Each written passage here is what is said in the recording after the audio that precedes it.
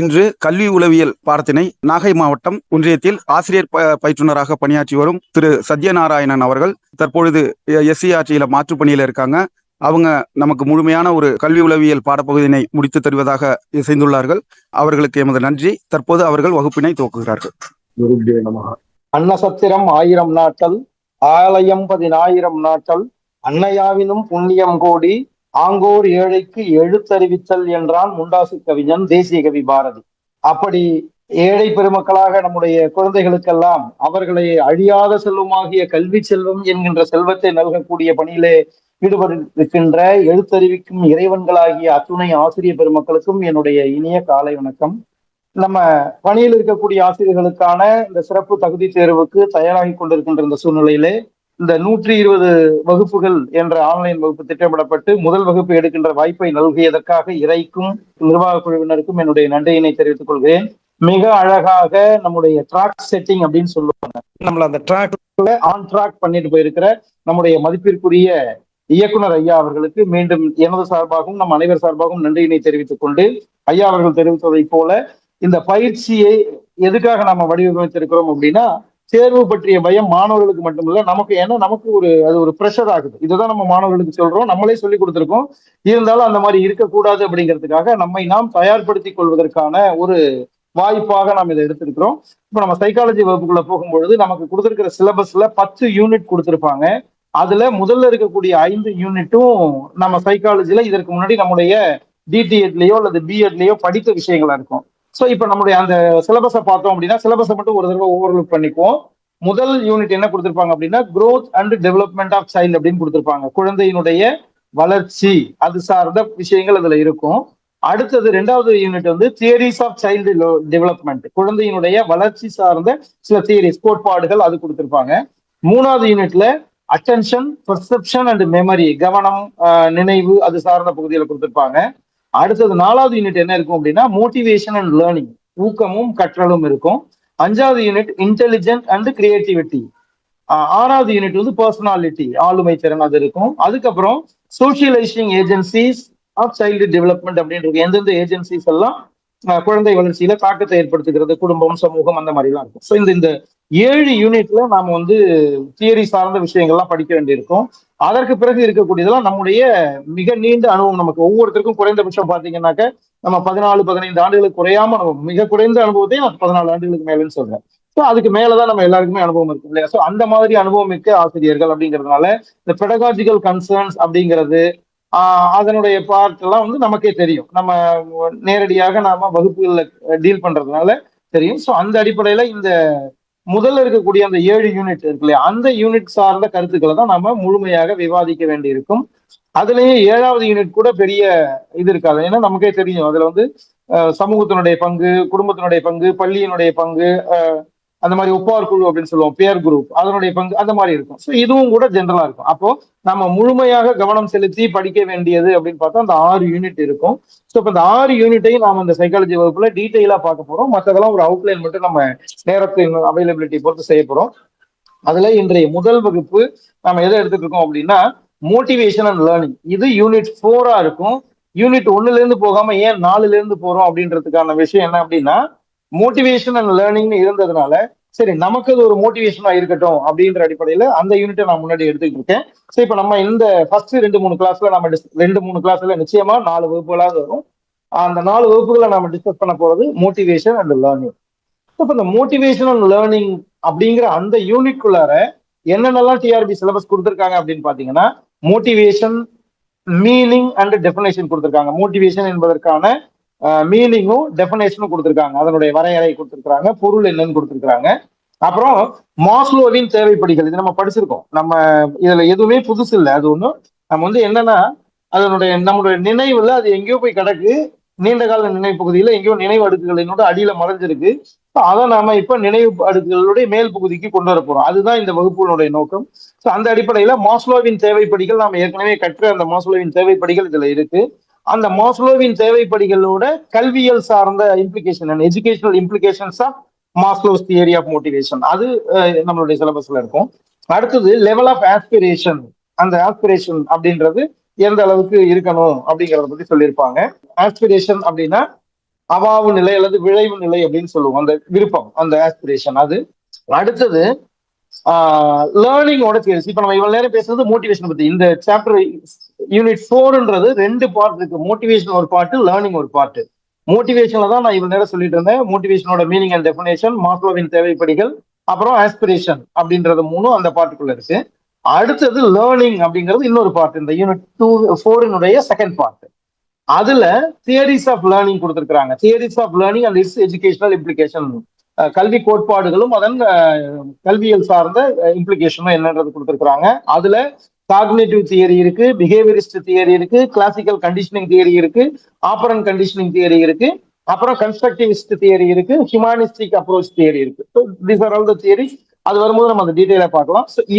இதுதான் overlook of unit 4. Unit 4 அப்படிங்கிற அந்த யூனிட்டுக்குள்ளார 2 பார்ட், மோட்டிவேஷன், லேர்னிங். அதுல மோட்டிவேஷன்ல 3 விஷயங்கள் நம்ம டிஸ்கஸ் பண்ணணும், லேர்னிங்ல 6 விஷயங்கள் டிஸ்கஸ் பண்ணணும். அவ்வளவுதான். இது யூனிட் 4ஓட ஓவர்லுக். இப்போ இந்த யூனிட் 4ல ஃபர்ஸ்ட் பார்ட்டா இருக்கக்கூடிய மோட்டிவேஷன், அதுதான் நாம இன்னைக்கு டிஸ்கஸ் பண்ண போற தலைப்பு. ஓகேவா? சோ இது நம்மளுடைய இன்னைக்கு பார்க்க போற யூனிட் 4 அப்படிங்கிற மோட்டிவேஷன், ஊக்கம், இந்த தலைப்புல நான் இவ்வளவு நேரம் பேசுறேன். இந்த யூனிட்டோட அவுட்லைன் தான் மேல கொடுத்திருக்கிறேன்.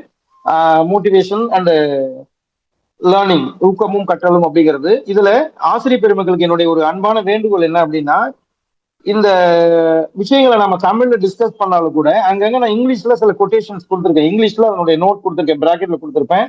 Please use that English quotes. எதுக்காக அப்படின்னு சொன்னா, இப்போ உங்களுக்கு நம்மளோட கொஸ்டின் பேப்பர் தெரியும், தமிழ்லயும் இங்கிலீஷ்லயும் சேர்ந்து தான் இருக்கும். அந்த கொஸ்டின் ஃபார்மேட் தமிழ்லயும் இருக்கும், அதே கொஸ்டின் இங்கிலீஷ்லயும் இருக்கும். ஸோ இப்போ தமிழ்ல அந்த கொஸ்டின் நமக்கு கிளியரா அண்டர்ஸ்டாண்ட் ஆகல அப்படின்னா இங்கிலீஷ்ல படிச்சு எடுத்துக்க சொல்றாங்க. அதை விட முக்கியமா டிஆர்பியுடைய ஒரு நோட்டிபிகேஷன்ல நீங்க பாத்தீங்கன்னா தெரியும், அந்த கொஸ்டின்ல குற்றம் இருக்கு அப்படின்னு நாம சொல்ல வந்தோம் அப்படின்னா அப்போ இங்கிலீஷ் வெர்ஷன்ல இருக்கிறது தான் சரியானதை எடுத்துக்குவாங்க. குறிப்பா சைக்காலஜில அந்த டேர்ம் தான். ஏன்னா அந்த இங்கிலீஷ் டேர்மை ஒருத்தர் ஒவ்வொரு மாதிரி டிரான்ஸ்லேட் பண்ணிருப்பாங்க, ஒரே விஷயத்த வேற வேற மாதிரி டிரான்ஸ்லேட் பண்ணிருப்பாங்க. அப்படிங்கிறதுனால நாம சைக்காலஜிக்கு வேற ஏதாவது ஒரு புக்கை படிச்சிருப்போம், அதுல ஒரு டிரான்ஸ்லேஷன் வேற மாதிரி இருந்திருக்கும், இன்னொரு இடத்துல வேற மாதிரி இருந்திருக்கும். அப்ப நம்ம அதை படிச்சுட்டு நம்ம அந்த மாதிரி இது இல்லை அப்படின்னு நம்ம சொல்லக்கூடாது. அப்படிங்கிறதுனால இங்கிலீஷ்ல இருக்கிறது தான் ஃபைனலா எடுத்துக்குவாங்க. அதனால இங்கிலீஷ்ல கொடுத்துருக்கிற டேர்ம்ஸை தயவு செஞ்சு நோட் பண்ணிக்கோங்க, சேர்த்து வச்சுக்கோங்க. அதனாலதான் நான் வந்து உங்களுக்கு ரெண்டையும் சேர்த்து சொல்றேன். சில நேரங்களில் கூட நான் சொல்றது மேஜர் சுந்தரராஜன் சொல்றது மாதிரி ரெண்டையும் சேர்த்து டிரான்ஸ்லேட் பண்றேன்னு நினைக்கிறது மாதிரி இருக்கலாம். But please accept. அது வந்து மோட்டிவேஷன், லேர்னிங், ஊக்கமும் கற்றலும் அப்படின்னு நான் சொல்றதனுடைய பர்பஸே அதுதான். ஏன்னா இந்த 2 டேர்மையும் நாம வச்சுக்கணும். நமக்கு அங்க போய் பார்க்கும் பொழுது நம்ம படிச்ச தமிழ் டிரான்ஸ்லேஷன் நம்மளோடதான் இல்லாம இருந்ததுன்னா அதை இங்கிலீஷ் வெர்ஷன்ல பார்த்துட்டு நீங்க கரெக்ட் பண்ணிக்கோங்க அப்படிங்கிறதுக்காக தான் இது. ஸோ அந்த மாதிரி ஃபாலோ பண்ணிக்கோங்க. இப்போ மோட்டிவேஷன், ஊக்கம் அப்படிங்கிறதுக்குள்ள நம்ம போறோம். ஊக்கம் அப்படிங்கிறது என்ன அப்படின்னா, உயிரிகளின் நடத்தையை ஒரு இலக்கு நோக்கி செலுத்தக்கூடிய செயலுக்கு பேர் தான் ஊக்கம் அப்படின்றது அதனுடைய டெஃபினேஷன். இப்ப ஒரு உயிரும் அதனுடைய ஏதோ ஒரு இலக்குக்காக தான் அந்த உயிர் வாழ்ந்துட்டு இருக்கு இல்லையா? ஸோ அந்த இலக்கை அடைவதற்கு இன்னைக்கு ஒரு செயலை ஒரு உயிர் செய்யுது அப்படின்னா எதற்காக அந்த உயிர் அந்த செயலை செய்யுதோ அதை செய்வதற்காக அந்த உயிரியை செலுத்தக்கூடிய அந்த செயல்பாடுகளை செலுத்துறதுக்கு ஏதோ ஒண்ணு இருந்து அந்த உயிர் அந்த இலக்குக்கு நோக்கி செலுத்து.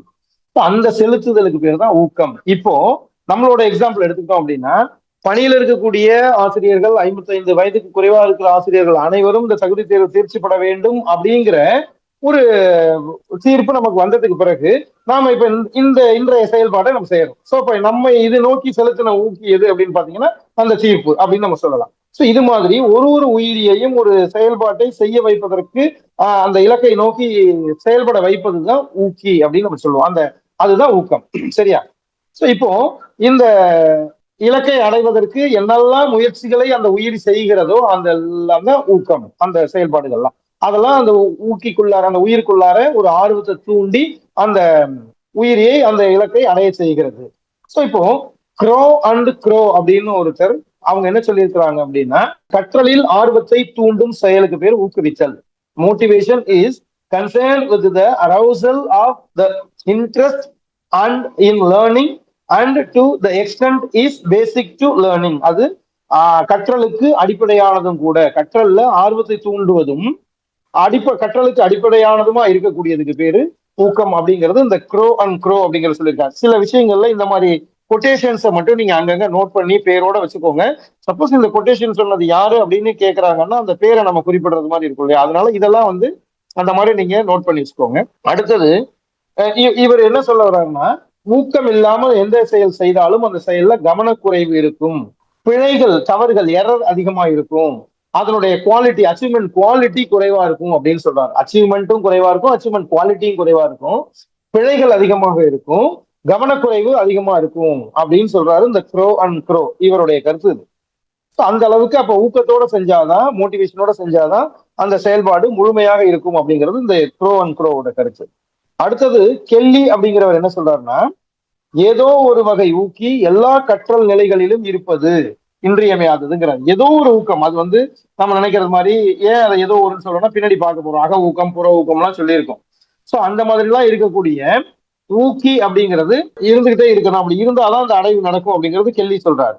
இதுக்கு அவர் என்ன காரணம் சொல்றாரு அப்படின்னா, இப்ப ஆசிரியர் ஒரு 40 மாணவர்கள் இருக்கக்கூடிய வகுப்புல விதவிதமா பாடம் நடத்தினாலும், எவ்வளவு கஷ்டப்பட்டு அந்த ஆசிரியர் பாடம் நடத்தினாலும் 40 மாணவர்களிடத்திலும் அது எதிர்பார்த்த பலனை கிடைக்காம போறதுக்கு காரணம் அந்த மாணவர்கள்ட்ட இருக்கக்கூடிய ஊக்கமின்மை. அவனுக்கு அந்த இன்ட்ரெஸ்ட் இல்ல, அதனால அந்த மாணவன் அந்த இதை முழுமையா எடுத்துக்கல, அந்த மாதிரி ஏற்படுகிறது அப்படின்றது கெல்லியோட கருத்தா இருக்கு. அடுத்தது, மாணவர்களுடைய திறமைக்கும் கற்றல் அடைவுக்கும் இடையே இருக்கக்கூடிய இடைவெளி ஊக்கத்தோட தொடர்புடையது அப்படின்னு இவர் சொல்றாரு. மாணவருடைய திறமை ஒண்ணு இருக்கு, கற்றல் அடைவு ஒண்ணு இருக்கு. இவ்வளவு திறமையா இருக்கிறவன் ஏன் இவ்வளவு அச்சீவ்மெண்ட் கம்மியா பண்ணியிருக்கான் அப்படின்னு பார்த்தா, அவனோட அச்சீவ்மெண்ட் குறைஞ்சதுக்கு காரணம் என்னவா இருக்கும் அப்படின்னு பாத்தீங்கன்னா ஊக்கம் அப்படிங்கிறது தான் இந்த கேள்வியினுடைய கருத்தாக இருக்கிறது.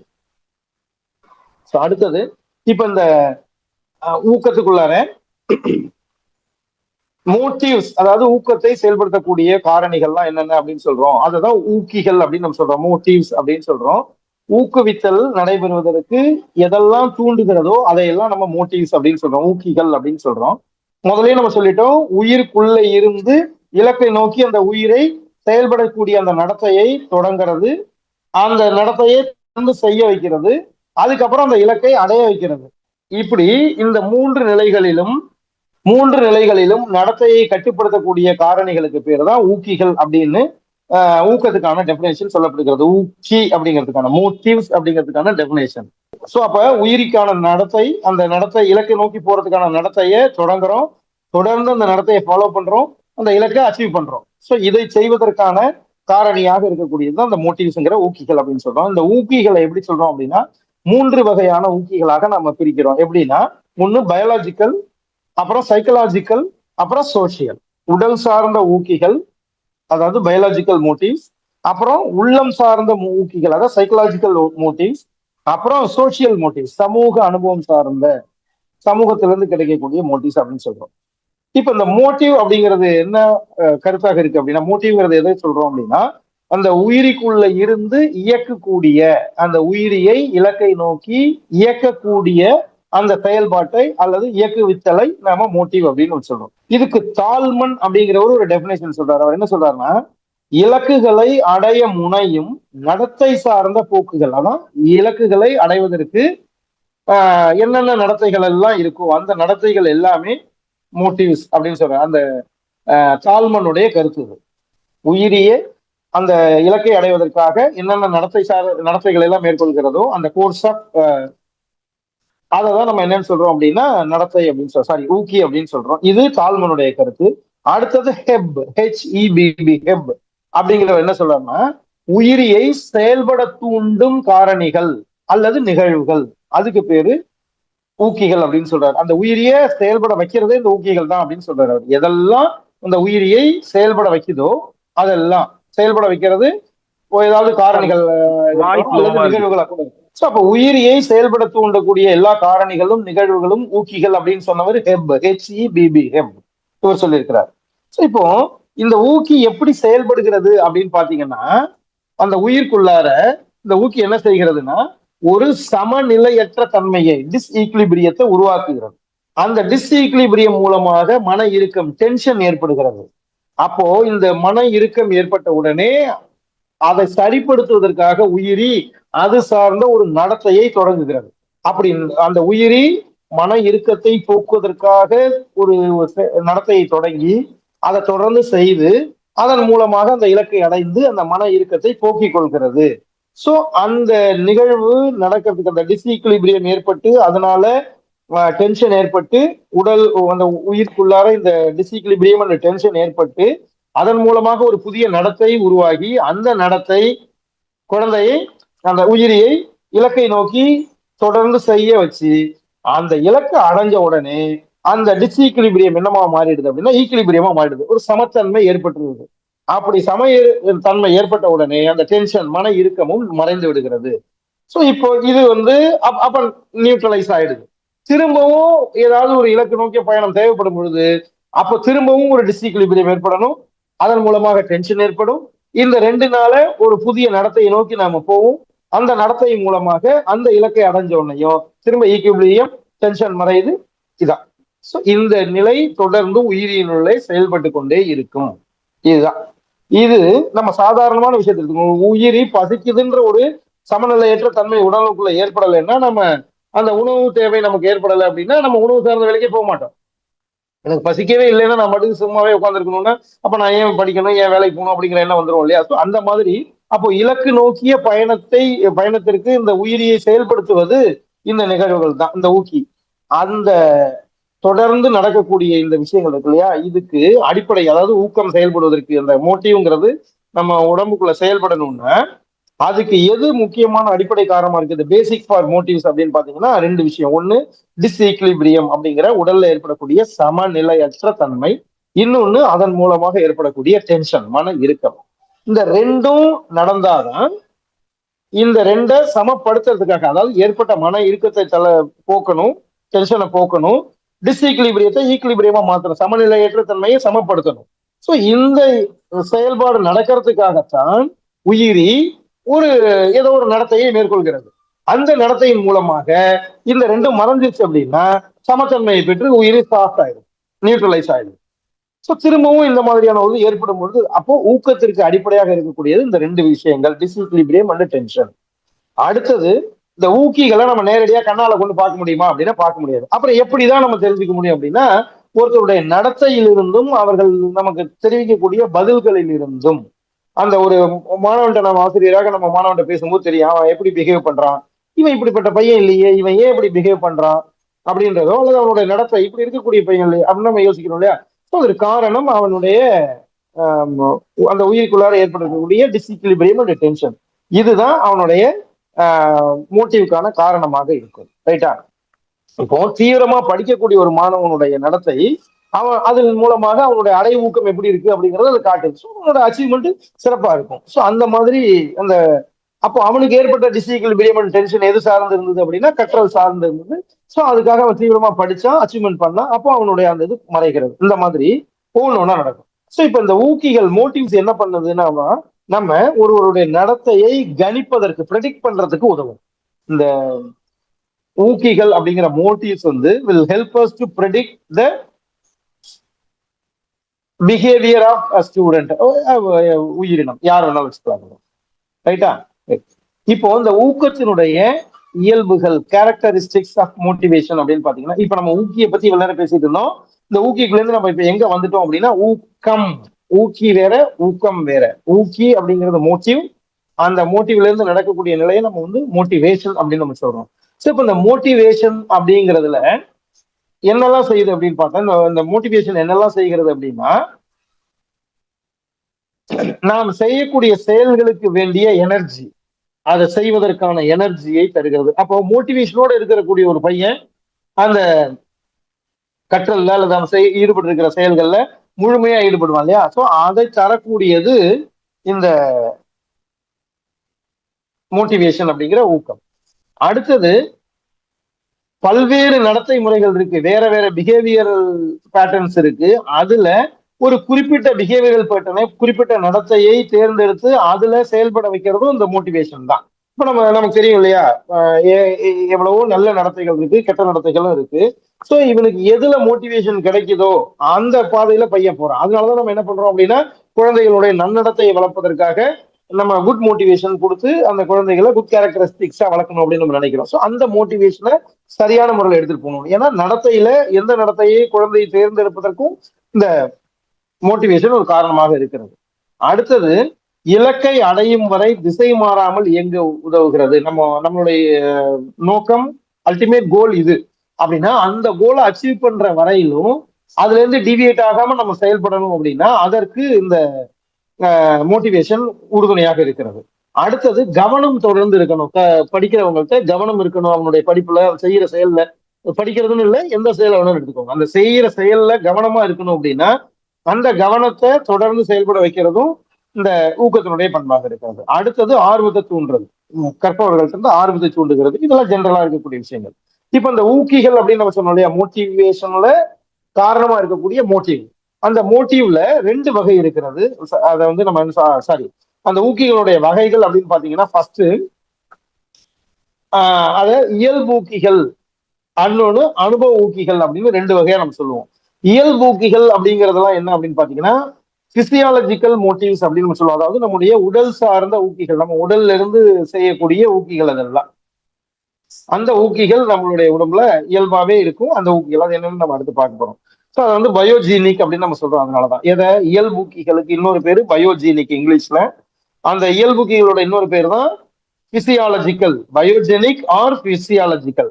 பயோனாலே பிசிக்கல் இல்லையா, அதனால ஞாபகம் வச்சுக்கோங்க. பயோ பிசியாலஜிக்கல், பயோஜெனிக் அப்படிங்கிற மோட்டிவ்ஸ் இருக்கு. That is also called physiological motives. இயல்பூக்கிகள் அல்லது உடல்சார் ஊக்கிகள் ஒண்ணு. இன்னொரு வகை என்ன அப்படின்னு பாத்தீங்கன்னா சோசியோஜெனிக், அதாவது சமூக அனுபவங்களிலிருந்து பெறக்கூடியது. அதை அனுபவ ஊக்கிகள் அப்படின்னு நம்ம சொல்றோம். அது சமூக வாழ்வுல அவன் பெறக்கூடிய அனுபவங்களில் இருந்து பெறதுனால அதை நம்ம சோசியோஜெனிக் நம்ம சொல்றோம். சரியா? இப்ப இந்த இயல்பூக்கிகள்னா என்ன அப்படின்னு பாத்தீங்கன்னா, உடல் சார்ந்தது அப்படின்னு சொல்லிட்டோம். என்னது உடல் சார்ந்தது?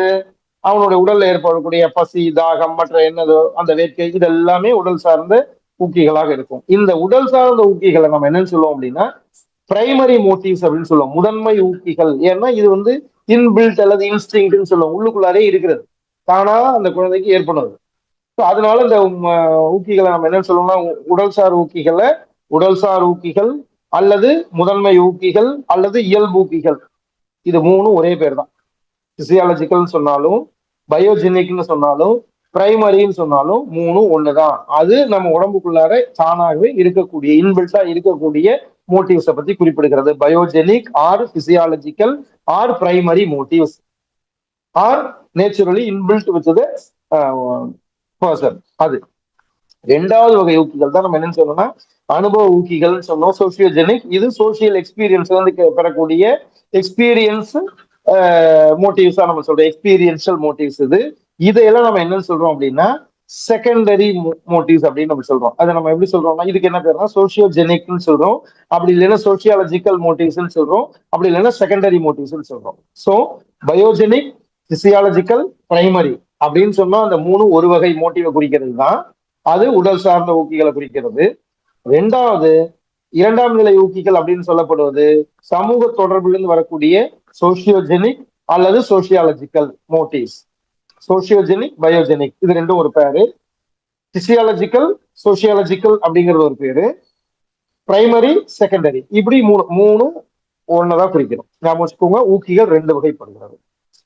இதுல சமூக தொடர்பு சார்ந்த ஊக்கிகள் சொன்னோம் இல்லையா, அது எதெல்லாம் அப்படின்னு பார்த்தோம்னா இரண்டாம் நிலை ஊக்கிகளை சொல்றோம். உடல் சார்ந்த ஊக்கிகள் நம்ம உடலுக்குள்ள ஏற்படக்கூடிய அந்த பசி, தாகம், அந்த உணர்வுகளை எல்லாம் சொல்லிட்டோம்.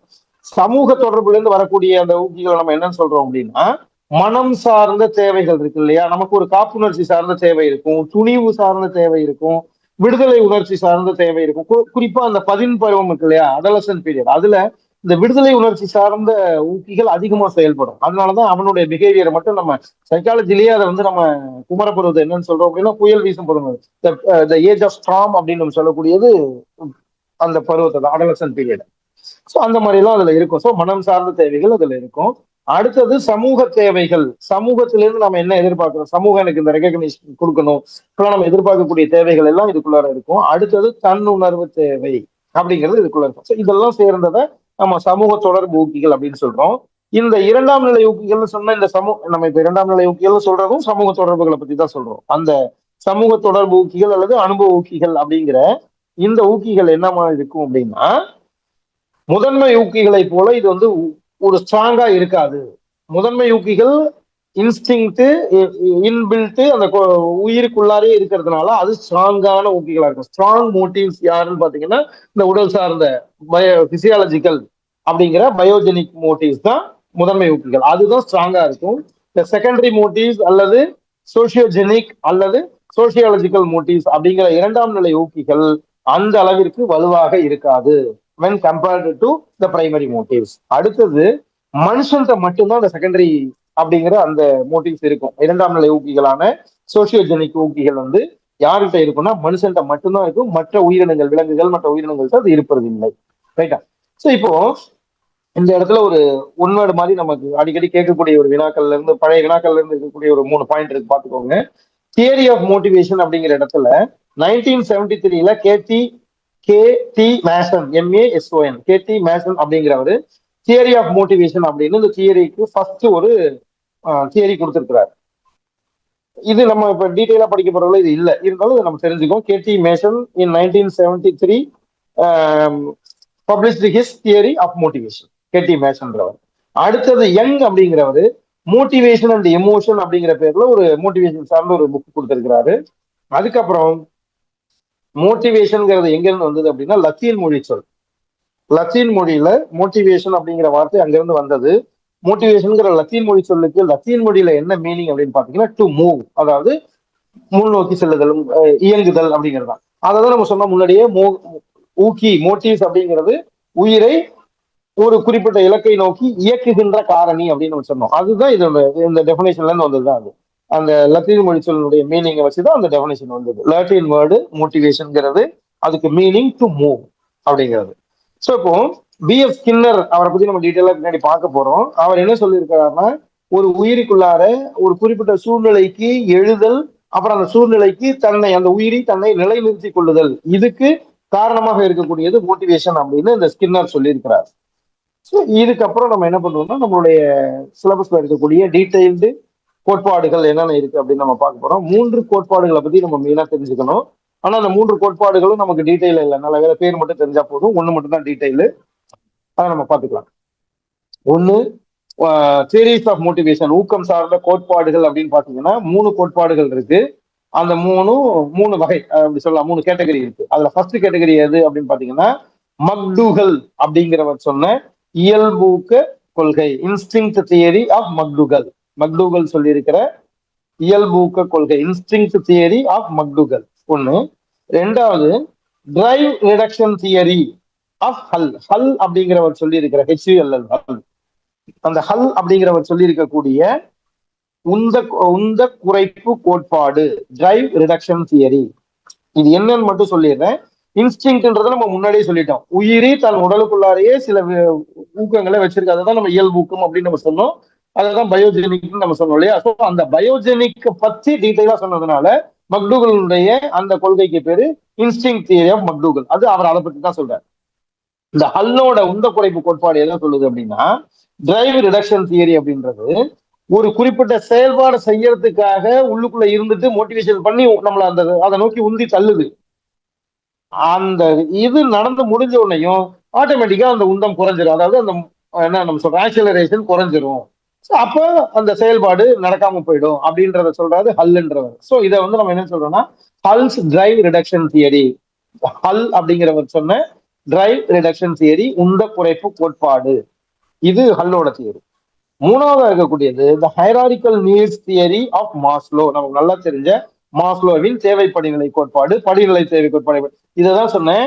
நம்மளுடைய டிரான்ஸ்லேஷன்ல இருக்கக்கூடிய விஷயங்களை நான் ரெஃபர் பண்ண புக்ல தமிழ்ல படிநிலை தேவைன்னு சொல்றான். ஆனா நான் முன்னாடி சைக்காலஜி படிச்ச காலத்துல இருந்து பாத்தீங்கன்னா மாஸ்லோவின் தேவை படிகள் அப்படின்னு சொல்றோம். அப்ப படிநிலை தேவையா தேவை படிகளா அப்படின்ற குழப்பம்லாம் நமக்கு தமிழ்ல டிரான்ஸ்லேட் பண்ணும்போது வந்திருக்கலாம். ஆனா ஹைராரிக்கல் நீட்ஸ் தியரின்றத அதோட இங்கிலீஷ் பேர். This is why I am requesting you all to refer to the English terminologies. Please note, please remember, please keep both terminologies in mind. தமிழ்லையும் வச்சுக்கோங்க, இங்கிலீஷ்லயும் வச்சுக்கோங்க. தமிழ் டிரான்ஸ்லேஷன் ஒவ்வொருத்தர் எப்படி பண்ணாங்கன்றதை பொறுத்து இருக்கும். இங்கிலீஷ்ல உள்ளதுதான் ஃபைனல் ஃபார் சைக்காலஜி. அதனால அதை நம்ம எப்படி தமிழ் படுத்தணும்ன்றது அந்த டெர்மினாலஜியை மட்டும் நம்ம படிச்சுட்டு நான் படிச்சது மாதிரி இதுல வரலையே அப்படின்னு நம்ம சொல்லக்கூடாது. போன நவம்பர் 2025 நடந்த அந்த தேர்வுலயே இந்த மாதிரி ஒரு விஷயம் நடந்தது. அந்த கிளாஸ்லயும் நான் அதை சொன்னேன், இங்கிலீஷ் சேமே படிச்சுக்கோங்கன்னு. நிறைய நண்பர்கள் எனக்கு அதை சொன்னாங்க. நீ சொன்னதுனால நான் அதையும் சேர்த்து பார்த்ததுனால எனக்கு கன்ஃபியூஷன் வந்தப்ப நான் தெரிஞ்சுக்கிட்டேன். இதுதான் அது அப்படின்றத நான் இங்கிலீஷை பார்த்து தான் தெரிஞ்சுக்கணும்னு சொன்னாங்க. அதனாலதான் I request you to keep both the things in mind. Please note this. இப்ப நம்ம பார்க்க போறது Maslow's theory of hierarchical needs. Hierarchical needs theory அப்படின்ற மாஸ்லோவினுடைய தேவை படிநிலை கோட்பாடு அல்லது படிநிலை தேவை கோட்பாடு பாட்டு. சார் சோ ஒரு இப்ப சின்ன இதுல குறிப்பு இந்த கொடுத்துக்கிறேன். 3 வகை. சொல்லுங்க சார். சார் ஒரு சின்ன குறிப்பு கொடுத்துக்கிறேன். ப்ளீஸ் சார், ஆசிரியர் ப்ளீஸ். பெருமக்கள் அனைவருக்கும் வணக்கம். இந்த நோட் சார் வச்சிருக்கிற இந்த பிடிஎஃப் வந்து நம்ம வாட்ஸ்அப் குழுக்கள்ல இந்த வகுப்பு முடிந்தவுடன் பகிரப்படும். நீங்க வந்து ஒரு நோட் ஒன்று வச்சுக்கோங்க கையில, நோட்டு பென். ஏன்னா இதுல குறிப்புகள்ல இல்லாத விஷயங்கள் சார் குறிப்பிடுவாங்க. அதை நீங்க கொஞ்சம் குறிச்சுக்கோங்க. எல்லா வகுப்புலையுமே ஒரு ஒரு ஒரு நோட்டு வச்சுக்கோங்க. ஒரு நோட்டு போதுமானது அனைத்து வகுப்புகளுக்கும். ஏன்னா மித்த விஷயங்கள் நம்ம வகுப்புலேயே முடிச்சிருவோம்.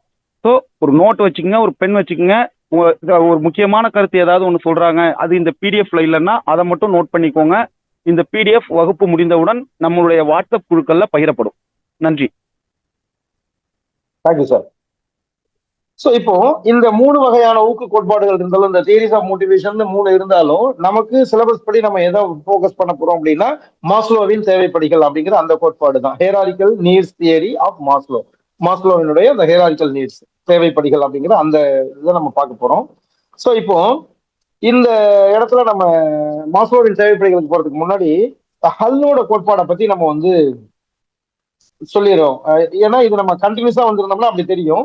நமக்கு சிலபஸ்ல அந்த ரெண்டும் இல்லைன்றதுனால நம்ம நேரடியா மாஸ்லோக்குள்ள போகும்பொழுது, மாஸ்லோவினுடைய அந்த தேவைப்படி நிலை கோட்பாடு ஏன் தேவைப்பட்டது, தேவை கோட்பாடுக்கே ஒரு தேவை ஏன் வந்தது அப்படின்னு பார்த்தோம்னா, ஹல்லோட கோட்பாடு முழுமையாக இல்லை அப்படிங்கறதா காரணம். இவருக்கு முன்னாடி சொன்ன ஹல் சொன்ன கோட்பாடு என்ன சொல்லுதுன்னா, நடத்தை மூலம் தூண்டல்களால் ஏற்படும் விரைப்பு நிலை, அதான் நம்ம சொன்னோம் இல்லையா, அந்த உந்தம் அப்படின்னு சொன்னோம் இல்லையா, டிரைவ் ரிடக்ஷன். அந்த உந்தத்தை குறைக்கிறதுக்காக தான் மனிதர்களும் விலங்குகளும் முற்படுகிறார்கள் அப்படின்னு ஹல் சொல்றாரு. நடத்தை வந்து சில தூண்டல்கள் ஏற்படுது, அதனால அவனுக்கு ஒரு விரைப்பு நிலை, இந்த டென்ஷன் மாதிரியான நிலை ஏற்படுகிறது. அதை குறைக்கிறதுக்காக தான் மனிதர்களா இருந்தாலும் விலங்குகளா இருந்தாலும் எந்த உயிரினமா இருந்தாலும் செயல்படுகிறது அப்படின்றது ஹல்லோட கோட்பாடு. சோ அவர் சொல்ற அந்த உந்த குறைப்பு, டிரைவ் ரிடக்ஷன் அவர் சொல்ற பர்பஸே அதுதான். அதை குறைச்சிட்டோம்னா பிரச்சனை தீர்ந்துரும் அப்படின்றதுதான் ஹல்லோட கோட்பாடு. சோ இது ஏன் குறைபாடான கோட்பாடு அப்படின்னு சொல்றோம் அப்படின்னு பாத்தீங்கன்னா, கீழே இருக்கு இந்த இடத்துல. மனித நடத்தை பெரும்பாலும் தேவைகளை உருவாக்குறதுக்காக தான் இருக்கே தவிர குறைப்பதற்காக இல்லை. இதை நம்ம சொல்லணும்னா கொஞ்சம் என்ன சொல்றது, ஏதோ பிலாசபிக்கலா சொன்னது மாதிரி இருக்கும். மனிதனுடைய நடத்தையே தேவைகளை மேலும் மேலும் பெருக்கிக் கொள்வதற்காக தான். நான் ஏற்கனவே இப்போ வந்து சாதாரணமா ஒரு சைக்கிள்ல போயிட்டு இருக்கேன்னா அடுத்தது நான் 2 வீலர் வாங்கணும்னு நினைக்கிறேன். 2 வீலர்ல போயிட்டு இருக்கேன்னா அடுத்து நான் சம்பாதிச்சு கார் வாங்கணும்னு நினைக்கிறேன். கார் வாங்கி முடிச்சது இப்படி கார் வச்சிருக்கேன்னா இன்னும் அதுல அதிக ஃபெசிலிட்டியோட எல்லாம் வாங்கணும்னு நினைக்கிறேன். சோ அப்போ மனிதனுடைய நடத்தை அதை நோக்கி தான் உழைக்கிறது. அவனுடைய அது இல்லைன்னா உழைக்க மாட்டான். சோ அப்ப மனிதனுடைய நடத்தை தேவைகளை மேலும் மேலும் மேலும் உருவாக்கிக்கிட்டே போகுதே தவிர தேவைகளை குறைப்பதற்காக இல்லை அப்படிங்கிறது தான் இயல்பான விஷயம். ஆனா அவர் என்ன சொல்றாருன்னா, ஹல்லுக்கு ஆப்போசிட்டா சொல்றாரு. அந்த நடத்தை மூலமாக தேவை அடைஞ்சாச்சுன்னா அப்புறம் பிரச்சனை தீர்ந்துருச்சு, குறைக்கிறதுக்காக தான் அவங்க எல்லாம் உழைக்கிறாங்கன்றாரு. ஆனா உண்மை பாத்தீங்கன்னா மனித நடத்தை அப்படி இல்லதுக்கு ஆப்போசிட்டா இருக்கு. இன்னொன்னு, சில சிக்கலான மனித ஊக்கிகள் இருக்குல்ல, ஹியூமன் சார்ந்த மோட்டிவ்ஸ், ஹியூமன் மோட்டிவ்ஸ், மனிதனுக்கான சில ஊக்கிகள் வந்து எங்க இருந்து வருதுன்னு பாத்தீங்கன்னா, நம்பிக்கைகள், மதிப்புகள் போன்ற, அதாவது நம்ம அந்த சொல்றோம் இல்லையா, கான்பிடன்ஸ், எனக்கு சில பிலீஃப்ஸ் இருக்கு, நம்பிக்கைன்னு நம்ம இங்க சொல்றது பிலீஃப்ஸ் சொல்றோம். எனக்கு அதுல கான்பிடன்ஸ் இருக்கு, நம்பிக்கை இருக்கு, எனக்கு அந்த பிலீஃப் மேல நம்பிக்கை இருக்கு. ஒரு அது ரிலீஜியஸா இருக்கலாம், சோசியலா இருக்கலாம், என்ன வேணா இருந்துட்டு போட்டோம். அந்த நம்பிக்கை மேல எனக்கு ஒரு பற்று இருக்கு அல்லது எனக்கு அதுல உடன்பாடு இருக்குன்னா, அதை செய்வதற்காக சில நடத்தைகளை நான் எடுத்துக்குவேன். அதே மாதிரி சில வேல்யூ, என்னுடைய முன்னோர்கள் எங்க வீட்டுல உள்ளவங்க கற்றுக் கொடுத்திருப்பாங்க, என்னுடைய ஆசிரியர்கள் கற்றுக் கொடுத்திருப்பாங்க. சோ இந்த வேல்யூஸ் எல்லாம் முக்கியம், இதை மதிக்கணும்ன்றதுக்காக சில பண்பாடுகளை நான் ஃபாலோ பண்ணுவேன். சோ அதெல்லாம் இது வெளியில இருந்து பாக்குறவங்க புரியாது. இவன் பைத்தியகாரத்தன மாதிரி இதெல்லாம் பண்றான் அப்படின்னு அவன் நினைக்க, இன்னொருத்தருக்கு அப்படி தோணும். பட் அவரோடது எனக்கு அப்படி சொல்லலாம். சோ இந்த மாதிரி சிக்கலான, இதுதான் நம்ம என்னன்னு சொல்றோம்னா சிக்கலான மனித நடத்தை சார்ந்த விஷயங்கள் அப்படின்னு நம்ம சொல்றோம். சோ இதெல்லாமும் மனிதனுடைய நடத்தைக்குள்ளார இருக்கு, இந்த பிரச்சனைகள்லாம் இருக்கு. இவர் அதெல்லாத்தையும் வந்து கண்டுக்கல. யாரு அப்படின்னா அந்த ஹல் அப்படிங்கிறவர் சொல்லல. சோ அப்ப அந்த ஹல்லோட டிரைவ் ரிடக்ஷன் தியரி அல்லது உந்த குறைப்பு கோட்பாடுல இந்த மாதிரியான குறைபாடுகள்லாம் இருந்த நேரத்துல இந்த ஆப்ரஹாம் மாஸ்லோ அப்படிங்கிறவர் உள்ள வர்றார். இவரு 1954 ஒரு டீடைல்டு ஒரு தியரியை வெளியிடுறாரு. அந்த தியரிக்கு பேர் தான் ஹெராரிக்கல் நீட்ஸ் தியரி. அது மாஸ்லோ சொன்னதுனால நம்ம சேர்த்து சொல்றோம் மாஸ்லோவின் படிநிலை தேவை கோட்பாடு அல்லது தேவை படிநிலை கோட்பாடு அப்படின்னு நம்ம சொல்றோம். ஸோ இப்போ இந்த ஆப்ரஹாம் மாஸ்லோ வெளியிட்ட இந்த தேவைகள் என்ன சொல்றாரு அப்படின்னா, தேவைகளுக்கான ஊக்கிகள் இருக்குல்ல, இந்த மோட்டிவ்ஸ், இது அவர் என்ன சொல்றாரு அப்படின்னா ரெண்டு விதமா இருக்கு அப்படின்னு சொல்றாரு. தேவைகளை நிறைவுறுவதற்காக சில ஊக்கிகள் இருக்கு, மனிதனை மேல மேல அந்த உயிரினத்தை மேல மேல வளர செய்வதற்காக சில ஊக்கிகள் இருக்கு அப்படின்னு ரெண்டா பிரிச்சுட்டாரு.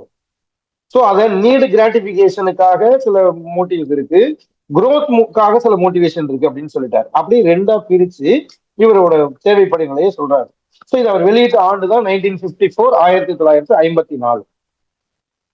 இந்த இடத்துல அவர் இன்னொன்னு என்ன சொல்லியிருக்காரு அப்படின்னா, இந்த ஊக்கிகள் எல்லாம் ஒரே மாதிரியான நிலையோ தரமோ வலுவோ கொண்டவை அல்ல. ஒவ்வொரு ஊக்கிக்கு அந்த மோட்டிவ்ஸுக்கும் ஸ்டேஜ் ஒரே மாதிரி இருக்காது, அதனுடைய குவாலிட்டி ஒன்னா இருக்காது, அதனுடைய ஸ்ட்ரென்த், அது மனிதன்கிட்ட செய்யக்கூடிய செயல்பாடு அதுவும் ஒன்னா இருக்காது அப்படின்றதுதான் மாஸ்லோவுடைய இந்த தேவைப்படிகள முக்கியமான அம்சம். இன்னொன்னு என்ன சொல்லியிருக்காருன்னா, தேவைகளை வெரி இம்பார்ட்டன்ட் அப்படின்னு சொல்லக்கூடிய அடிப்படையான தேவைகள், பேசிக் நீட்ஸ் நம்ம சொல்லுவோம், அதிலிருந்து படிப்படியாக அப்படியே அவர் வந்து வரிசைப்படுத்திருக்காரு. அதனாலதான் இந்த படிநிலை தேவைன்னே சொல்றோம், ஸ்டெப்ஸ் அப்படி போட்டிருக்காரு அவர். அதுல அடிப்படையான தேவையிலிருந்து அவர் போயிருக்காரு. ஸோ இப்போ இது வந்து அவருடைய படிநிலை கோட்பாடு. இது எப்படி அவர் வடிவமைச்சிருக்காருன்னா, இதுல கீழ்நிலையில இந்த வெரி ஃபர்ஸ்டா இருக்கக்கூடிய தேவை முடிஞ்சாதான் ரெண்டாவது நிலையில இருக்கிற தேவை செயல்பட தொடங்கும், ரெண்டாவது நிலையில இருக்கிற தேவை செயல்பட்டாதான் மூணாவது நிலையில இருக்கிற தேவை. இப்படி கீழ்நிலையில இருக்கக்கூடிய தேவைகள், அது சார்ந்த மோட்டிவ் அதெல்லாம் பூர்த்தி செய்யப்பட்ட பிறகுதான் அடுத்த மேல்நிலையில இருக்கக்கூடிய தேவைகள் ஒண்ணு ஒண்ணா தோன்றும்.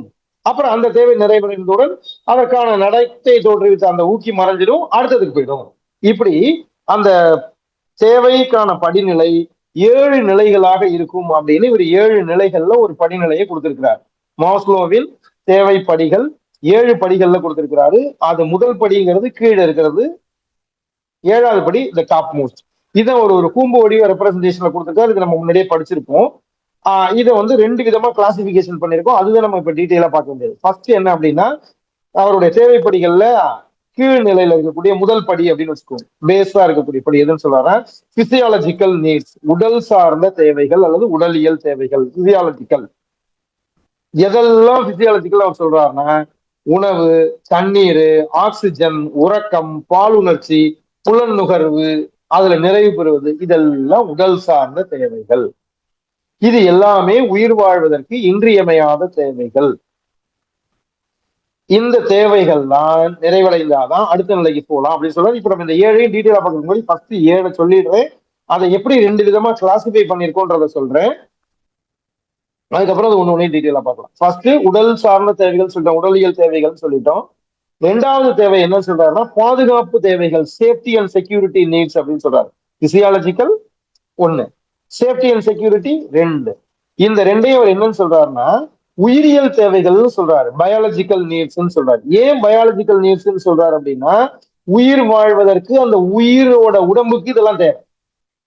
இந்த ரெண்டும், எது உடலியல் தேவையும் பாதுகாப்பு தேவையும், அது என்னென்னன்றதை நம்ம டீட்டெயிலா பார்க்கும்போது அது தெரிஞ்சிடும். ஸோ இந்த ரெண்டு தேவைகளும் பயாலஜிக்கல் நீட்ஸ் அல்லது உயிரியல் தேவைகள். இந்த ரெண்டு தேவையும் ஒரு உயிருக்கும் அந்த உயிர் வாழ்வதற்கான அடிப்படை தேவை. ஸோ இதை வந்து நம்ம என்னன்னு சொல்றோம் அப்படின்னா, உடலியல் தேவைகள் பாதுகாப்பு தேவைகள் ரெண்டையும் பயாலஜிக்கல் நீட்ஸ் சொல்றோம்.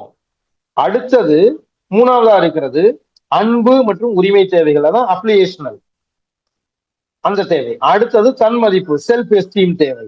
அடுத்தது அடைவூக்கம், அச்சீவ்மெண்ட் நீட்ஸ் 5வது. 6வது ஏஸ்தட்டிக் நீட்ஸ் அப்படின்னு சொல்ற அழகுணர்ச்சி தேவைகள். அடுத்தது தன்னிறைவு தேவைகள், செல்ஃப் ஆக்சுவலைசேஷன், தன்னிறைவு பெறக்கூடிய அந்த தேவைகள். இந்த 3, 4, 5, 6, 7 அப்படின்னு சொல்லக்கூடிய இந்த 5 தேவைகளும் சோசியோ சைக்கலாஜிக்கல், சமூக மற்றும் உளவியல் தேவைகள். இந்த இடத்துல சொல்ல வரேன், நம்ம இங்க வந்து சோசியோ சைக்கலாஜிக்கல் நீட்ஸ் அப்படின்னு நம்ம சொல்லியிருக்கோம் இல்லையா, இது சமூக உளவியல் தேவைகள். இதை இப்படி திருப்பி சொன்னாலும் ஒண்ணுதான், உள சமூக தேவைகள் அப்படின்னு சொன்னாலும் ஒண்ணுதான். இந்த கோட்பாடுகள்ல பின்னாடி நம்ம ஒரு லெசன்ல பார்க்க போறோம், அந்த இடத்துல மறந்துட்டாலும் இப்பயே சொல்றேன். அந்த டெவலப்மெண்ட் அல்லது குரோத் அப்படிங்கறத பத்தி ஒரு 2வது யூனிட் ஒண்ணு இருக்கும், அது வரும்போது நம்ம சொல்லுவோம். அங்க சமூக உளவியல் கோட்பாடு அப்படின்னு ஒரு கோட்பாடு இருக்கும். அது தமிழ் டிரான்ஸ்லேஷன்ல சமூக உளவியல் கோட்பாடுன்னு இருந்தது.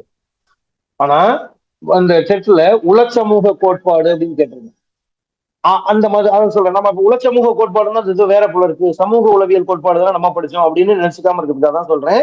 அதனோட இங்கிலீஷ் டேர்ம் பாத்தீங்கன்னா கரெக்டா இருக்கும். உளச்சமூக கோட்பாடு, சமூக உளவியல் கோட்பாடு அப்படின்னு சொன்னாலும் ஒரே மாதிரி இருக்கும். அந்த அந்த மாதிரியான சின்ன சின்ன விஷயங்கள் அது நம்ம இந்த மாதிரி எல்லாம் இருக்கும், மாத்தி போட்டுருக்கோம். ஸோ ப்ளீஸ் ரெஃபர் இங்கிலீஷ்ல இருக்கு. இது ஒரு காரணம், ஞாபகம் வச்சுக்கோங்க. இப்போ சோசியோ சைக்காலஜிக்கல் நீட்ஸ் அப்படிங்கிறது அடுத்து இருக்கக்கூடிய 5 தேவைகள். ஃபர்ஸ்ட் 2 தேவைகளும் பயாலஜிக்கல், அடுத்து இருக்கிற 5 தேவைகளும் சோசியோ அண்ட் சைக்கலாஜிக்கல், சமூக மற்றும் உளவியல் சார்ந்த தேவைகள். ஃபர்ஸ்ட் இருக்கிறது உடல் சார்ந்த தேவைகள். உடலியல் தான் நம்ம உயிரியல் தேவை. ஏன் உடல் சார்ந்த தேவைகள்னு சொல்லலைன்னா ஃபர்ஸ்ட் தேவைக்கு பேரே உடலியல் தேவைன்னு இருக்கிறதுனால நம்ம கன்ஃபியூஸ் ஆயிட்டோன்றதுனால அதை அப்படி பிரிச்சு சொல்றோம். உயிரியல் தேவை, பயாலஜிக்கல் நீட்ஸ் சொல்றோம். பயாலஜிக்கல் அண்ட் சோசியோ சைக்கலாஜிக்கல் அப்படின்னு இந்த ரெண்டையும் ஞாபகம் வச்சுக்கோங்க. இந்த 2 கேட்டகரி ஒரு பக்கம் இருக்கு. இன்னொன்னு 1, 2, 3 இருக்கு இல்லையா, உடலியல் தேவைகள், பாதுகாப்பு தேவைகள், அன்பு மற்றும் உரிமை தேவைகள். இந்த தேவைகள் அவர் எப்படி சொல்றாருன்னா அது எல்லாமே குறைபாட்டு தேவைகள் அல்லது டெபிஷியன்சி நீட்ஸ் சொல்றாரு. டி நீட்ஸ் அப்படின்னு அவர் குறிப்பிடுறாரு. ஏன்னா இந்த நீட் எல்லாம் நிறைவேற நிறைவேற குறையும். இப்ப பசி இருக்கு எனக்கு, அது ஒரு உடல் தேவைன்னு சொல்லிட்டேன். உணவுன்றது ஒரு உடலியல் தேவை, சைக்காலஜி சாரி பிசியாலஜிக்கல் சொல்லிட்டேன். அப்ப நான் இப்ப உணவு சாப்பிட்டு முடிஞ்சதுக்கு பிறகு எனக்கு பசிக்காது. அப்போ அந்த தேவை அங்க முடிஞ்சிருது. திரும்ப எப்ப பசிக்குதோ அப்பதான் அந்த தேவை செயல்படும். அதனாலதான் இதெல்லாம் என்னன்னு சொல்றாருன்னா அவர் டெபிஷியன்சி நீட்ஸ் சொல்றாரு. குறையும், அப்புறம் வரும், அப்புறம் குறையும், அப்புறம் தாகம் அப்படின்னு இருக்கு, தண்ணி தேவைப்படுது எனக்கு. சரி, நம்ம தண்ணி குடிச்ச உடனே அந்த பிரச்சனை இப்ப தீர்ந்துருது.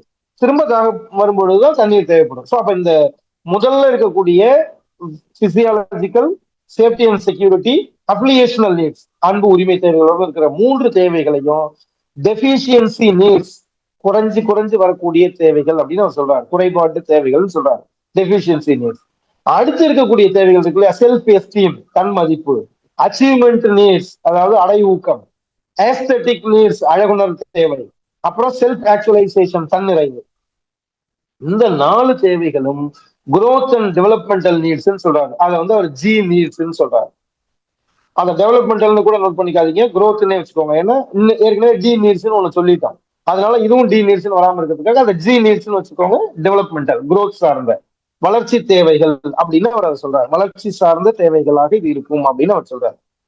இப்ப இந்த இந்த இடத்துல இன்னொரு பாயிண்ட் அவர் நம்ம அப்புறமா படிக்க போறதுனால இதோட சம்மந்தப்பட்டவங்களால சொல்லிடுறோம். இந்த பிஎஃப் ஸ்கின்னர் முன்னாடி ஒரு தடவை சொன்னேன், பிஎஃப் ஸ்கின்னர் என்னமோ சொன்னாருன்னு. இங்கேயும் சொல்றேன், வலுவூட்டலை முதலில் வலியுறுத்தியவர் பிஎஃப் ஸ்கின்னர்.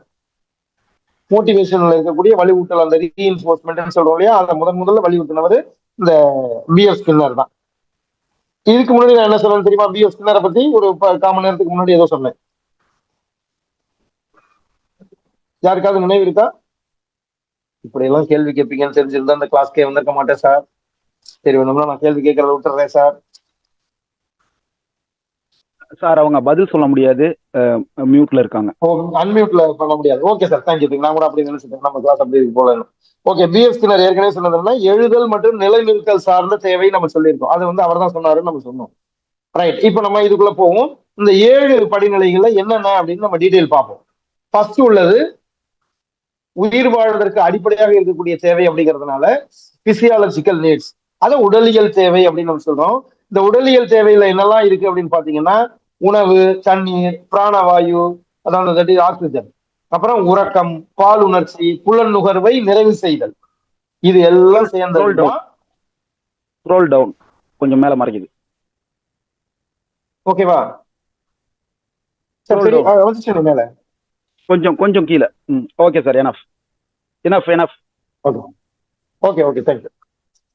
சரி, இப்போ இதெல்லாம் இருக்கிறதுனால இந்த தேவைகளை நம்ம என்னன்னு சொல்றோம் அப்படின்னா பிசியாலஜிக்கல், உடலியல் தேவை அப்படின்னு சொல்றோம். அந்த பிசியாலஜிக்கல் தேவை ஏன்னா உயிர் வாழ்வதற்கு இதையெல்லாம் இன்றியமையாதவை. இந்த தேவைகள் உயிர் வாழ்வதற்கு இன்றியமையாத தேவைகள். இந்த தேவைகள் ஓரளவுக்காவது நிறைவு பெற்றால்தான் அடுத்த நிலையில இருக்கக்கூடிய மற்ற மோட்டிவ்ஸ், அந்த ஊக்கிகள் எல்லாம் செயல்படும். நம்ம அடுத்து சொன்ன பாதுகாப்பு, அன்பு, தன்மதிப்பு இதெல்லாம் எப்ப செயல்படும் அப்படின்னா உடலியல் சார்ந்த தேவை. இப்ப ஒரு குழந்தைக்கு சுத்தமா 3 வேளையும் சாப்பிடாத, பல நாள் 3 நாள் 4 நாள் சாப்பிடாம இருக்கான். அந்த குழந்தைய நீங்க கூப்பிட்டு உட்கார வச்சு நான் அதை சொல்லித்தரேன் இதை சொல்லித்தரேன்னு சொன்னா அந்த குழந்தையில அதுல கவனம் செலுத்த முடியுமா?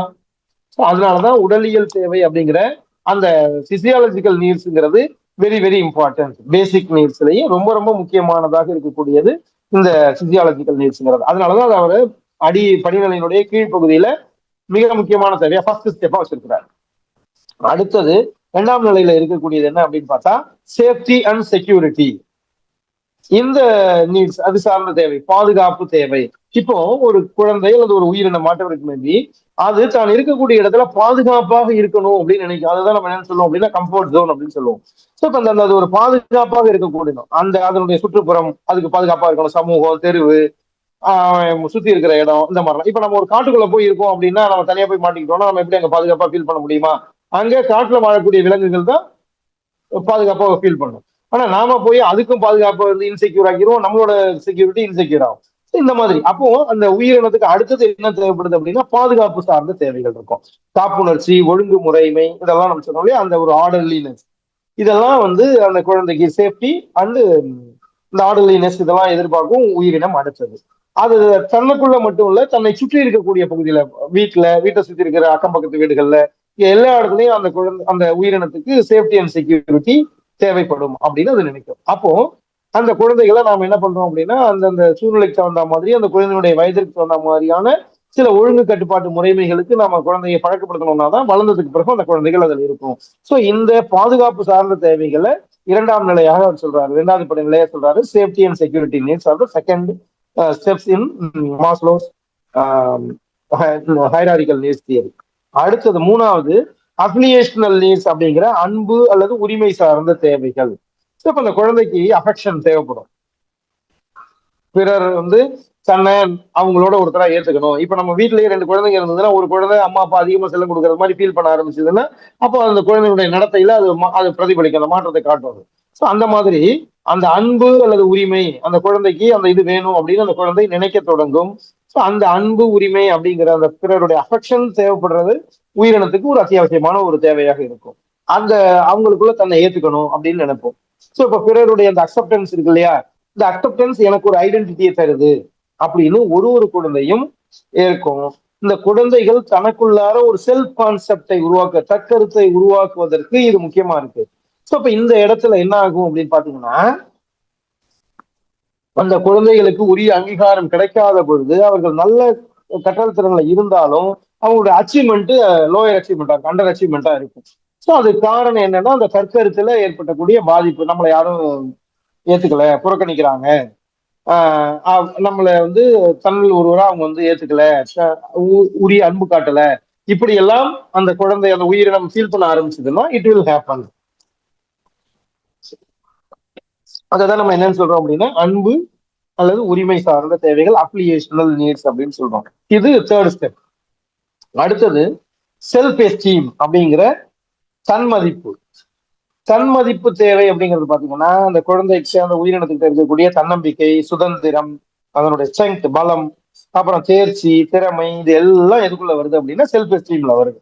ஸோ அப்போ திரும்ப திரும்ப பிறரால பாராட்டப்படுதல், அப்போ அதனால ஒவ்வொருவரும் நம்ம எல்லாரோட விருப்பமும் அதுதான், நம்மள எல்லாரும் பாராட்டணும், அந்த மாதிரி நம்ம நடந்துக்கணும். யாராவது என்னை எல்லாரும் திட்டட்டும் அப்படின்னு யாராவது நினைப்போமா? இல்ல. ஸோ அப்போ தன்மதிப்பு அந்த செல்ஃப் எஸ்டீம்ங்கிறது அந்த மாதிரி இருக்கு. அப்போ பிறரால் நம்ம வந்து என்ன சொல்லணும், மதிக்கப்படணும், புகழப்படணும், இப்படிலாம் நம்ம நினைக்கிறோம். ஸோ இதெல்லாம் செல்ஃப் எஸ்டீம்குள்ளார வரக்கூடியது. ஸோ இப்போ இந்த இடத்துல பாத்தீங்கன்னா நம்ம வந்து அந்த பிறரால் பாராட்டப்படுதல், சாதாரணமா ஒரு வேலை செய்யறவங்க கூட அந்த வேலைக்கு இவ்வளவு பணம் அப்படின்னு கேட்கும் பொழுது இவ்வளவு பணமா அப்படின்னு நம்ம கேட்டோம்னா என்ன சொல்லுவாங்க, நீங்க நான் செய்யற வேலையை பார்த்துட்டு கொடுங்க சார், நீங்களே 50 ரூபா சேர்த்து கொடுப்பீங்க அப்படின்னு சொல்லுவாங்க. சோ அப்ப இதுக்கு என்ன காரணம்னா அவருடைய அந்த உழைப்பு மேல அவருக்கு இருக்கக்கூடிய அந்த நம்பிக்கை, அதுதான் செல்ஃப் எஸ்டீம் நம்ம சொல்றோம். எந்த நிலையில இது சாதாரணமான நிலையில இருந்து எந்த நிலையில இருந்தாலும் அந்த நிலையில நான் வந்து சிறப்பாக செயல்படுவேன் அப்படிங்கிற அந்த எண்ணத்தை உயிரினத்துக்குள்ள வளர்க்கக்கூடியதாக இருக்கக்கூடியதான் அந்த செல்ஃப் எஸ்டீம் நீட்ஸ் அப்படிங்கிற தன்மதிப்பு தேவைகள். சோ இப்போ இந்த இடத்துல தன்மதிப்பு அந்த செல்ஃப் எஸ்டீம் வராம, அதாவது பிறரால பாராட்டப்படலை, பிறரால் அங்கீகரிக்கப்படலை, மதிக்கப்படலை அப்படின்னா என்ன நடக்கும் அப்படின்னா அந்த குழந்தைகிட்ட அவநம்பிக்கை ஏற்பட்டுரும். அப்ப வந்து ஒரு டீமுக்குள்ளார, அதாவது குழுவோடு பிறரோட பொருந்தி போகாத ஒரு அன்பிட் ஆயிடும். ஸோ அந்த மாதிரியான தன்மை ஏற்படாம இருக்கணும்னா இந்த செல்ஃப் எஸ்டீம் அப்படிங்கிற குழந்தை உயிரினத்தினுடைய அந்த தேவை நிறைவு செய்யப்பட வேண்டும். அதான் 4வது தேவை. 5வது தேவை எது அப்படின்னு பாத்தீங்கன்னா அடை ஊக்கம் அப்படிங்கிற அச்சீவ்மெண்டல் நீட்ஸ். இதுல இங்கதான் நம்ம அந்த கற்றல் சார்ந்த விஷயங்கள்லாம் வருது. ஸோ ஒரு குழந்தை வந்து விஷயத்தை பத்தின அறிவை பெறுறது, அதை புரிஞ்சுக்கிறது, அத செய்தி சொன்னா அது அதோட ஏற்கனவே படிச்சு அல்லது ஏற்கனவே தெரிஞ்ச விஷயங்களோட ரிலேட் பண்றது, இதெல்லாம் எங்க வரும் அப்படின்னு பாத்தீங்கன்னா இந்த அடைவூக்கம்ங்கிற இடத்துல வரணும்.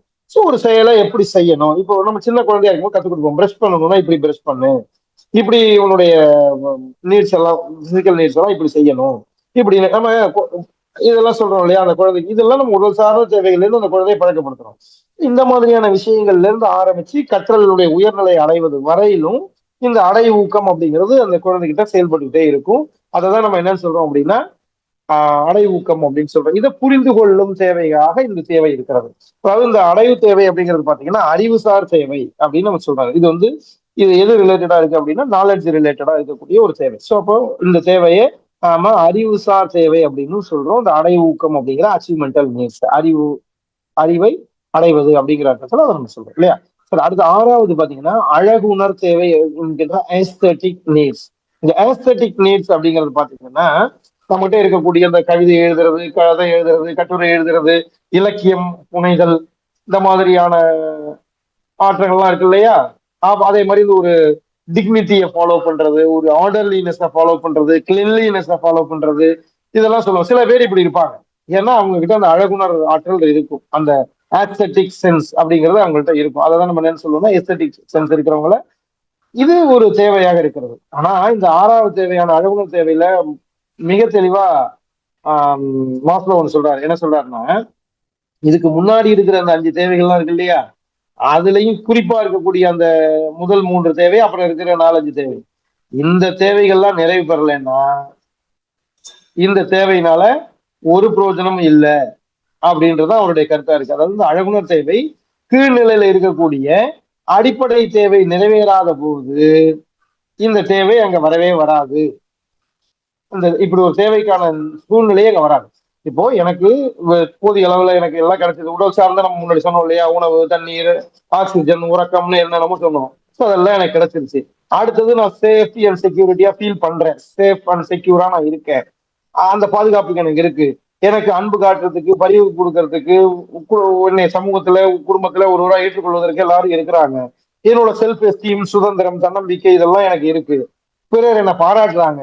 சோ அப்போ நான் என்னோட அச்சீவ்மெண்ட்லயும் நல்லா இருக்கேன் அப்படின்னா நான் எந்த பாயிண்ட்டுக்குள்ள போவேன், இந்த மாதிரியான ஏஸ்தட்டிக் சென்ஸுக்குள்ளார போவேன். அப்ப இலக்கியம் படைத்தல், புக் எழுதுறது, கவிதை எழுதுறது, கட்டுரை எழுதுறது, இந்த மாதிரியான விஷயங்கள் இருக்கும். எப்போன்னா இந்த முன்னாடி இருக்கக்கூடிய இந்த தேவைகள் எல்லாம் நிறைவு பெறும் பொழுது, அந்த தேவையில எனக்கு பிரச்சனை, எனக்கு சோறே ஒழுங்கா கிடைக்கலன்னும் பொழுது நான் இதை பத்தி கவலைப்பட மாட்டேன். சோ அப்ப ஆறாவது இருக்கக்கூடிய அந்த அழகுணர் தேவையை அவர் என்ன சொல்றாருன்னா கீழ்நிலையில இருக்கிற அந்த 5 தேவைகள் முழுமையாக நிறைவு பெறும் பொழுதுதான் இப்படி ஒரு தேவைக்கான விஷயமே அங்க இருக்கும், இல்லைன்னா இல்ல. இதுதான் அவரோட பாயிண்ட். அடுத்தது ஒரு ஏழாவது சொல்ற பாயிண்ட் தான் கடைசி நிலை. அது என்னன்னா செல்ஃப் ஆக்சுவலைசேஷன் என்கின்ற தன்னிறைவு. தன்னிறைவு அப்படின்றது எதை சொல்றாரு, தன்னுடைய திறமை, இலக்கு, தன் வளர்ச்சி, அதை ஃபுல் பொட்டன்ஷியலுக்கு வெளிக்காட்டணும். என்கிட்ட இருக்கக்கூடிய முழு திறமையை வெளிக்காட்டி நான் இந்த செயலை செய்யணும். சாரி சார், தன்னிட்ட இருக்கக்கூடிய முழு திறமையை காட்டி நான் வந்து என்னுடைய இந்த செயலை செய்யணும் அப்படின்னு நம்ம நினைக்கிறோம். ஃபுல் பொட்டன்ஷியலை வெளிக்காட்டுறது. ஸோ அதுதான் இந்த செல்ஃப் ஆக்சுவலைசேஷன் என்கின்ற தன்னிறைவு தேவையில வருது அப்படின்னு சொல்றாரு. இதுல இந்த முதல் 3 தேவைகள் இருக்கு இல்லையா, அதெல்லாம் குறைபாட்டின் நிறைவு. இதை நான் முதலே சொல்லிட்டேன், திரும்பவும் சொல்றேன். முதல் 3 தேவைகள் குறைபாட்டினை நிறைவு செய்வது. அதாவது உணவு இதெல்லாம் கிடைக்கும்னு சொன்ன பிசியாலஜிக்கல் நீட்ஸ்ன்னு சொன்னது, சேஃப்டி அண்ட் செக்யூரிட்டி நீட்ஸ்ன்னு சொன்னது, அடுத்தது அப்ளிகேஷன் நீட்ஸ்ன்னு சொன்னது. இந்த 3 தேவைகளும் குறைபாடுகளை நிறைவு செய்வதற்காக இருக்கக்கூடிய தேவைகள். அடுத்து இருக்கக்கூடிய செல்ஃப் எஸ்டீம், அப்புறம் achievement, aesthetic and self actualisation, இந்த நீட்ஸ் எல்லாம் வளர்ச்சிக்கான பண்புகள்.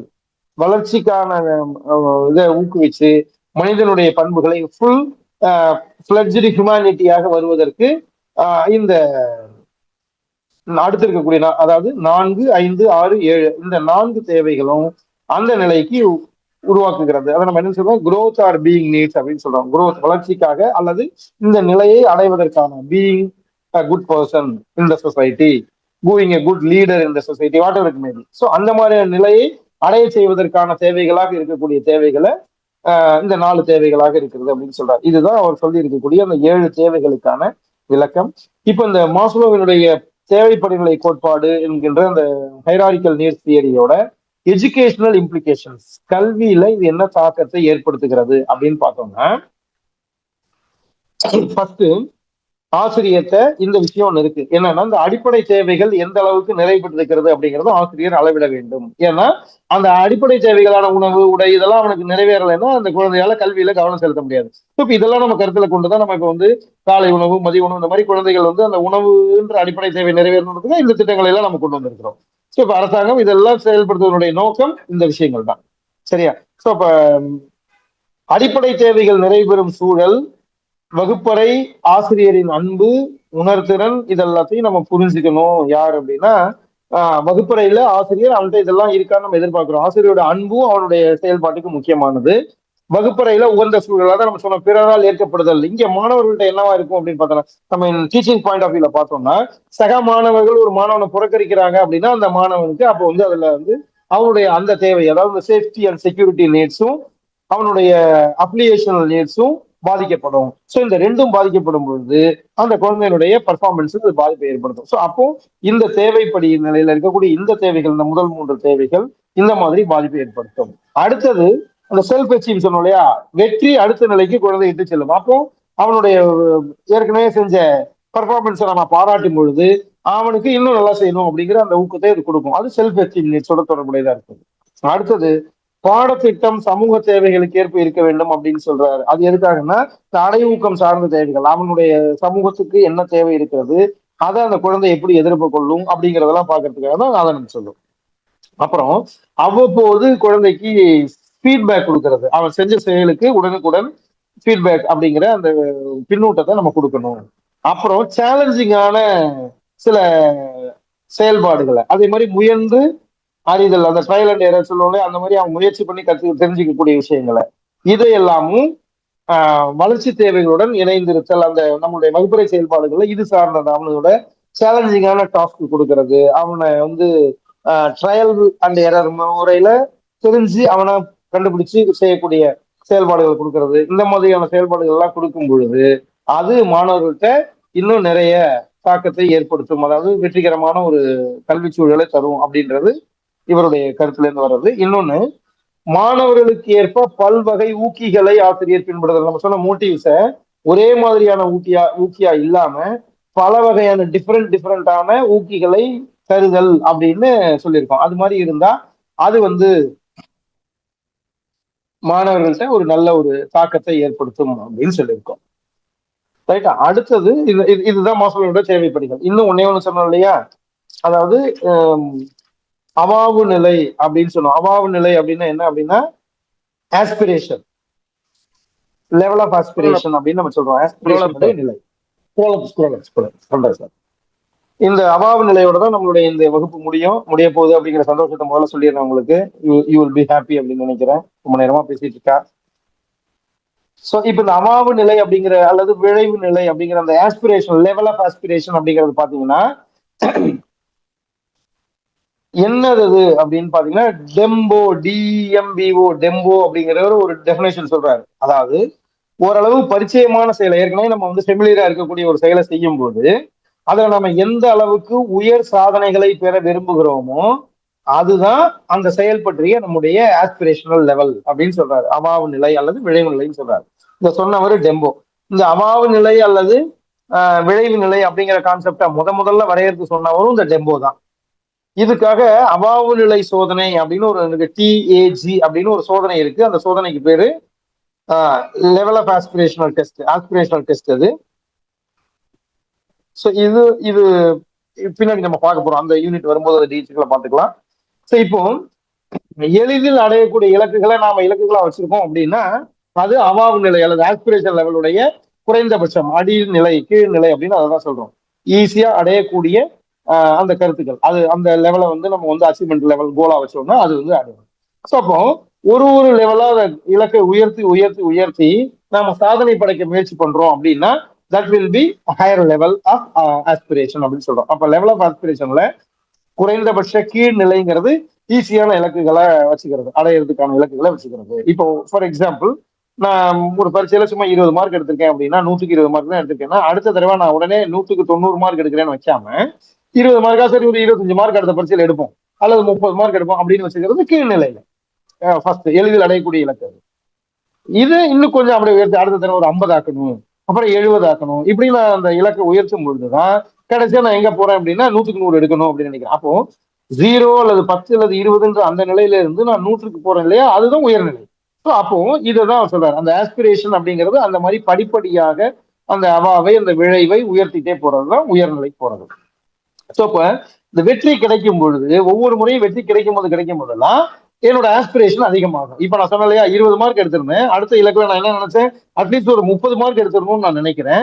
30 எடுத்துட்டேன், அல்லது கொஞ்சம் கூட ஒரு 35 கூட எடுத்துட்டேன்னு வச்சுக்கோங்க. அப்ப எனக்குள்ள என்ன ஏற்பட்டுரும் அப்படின்னா, அப்ப நம்ம படிச்சோம்னா அடுத்தது 50 இல்ல 60ஆவே எடுக்கலாம் அப்படின்னு தோணும் பொழுது, என்னுடைய இப்ப ஆஸ்பிரேஷன் நான் அடுத்தது 50ன்னு வச்சிருந்தேன், ஆனா நான் 60க்கு போறேன் இப்போ. சோ இந்த மாதிரி என்னுடைய இந்த வெற்றி வந்து இந்த ஆஸ்பிரேஷனை அதிகரித்துக்கிட்டே போகும்.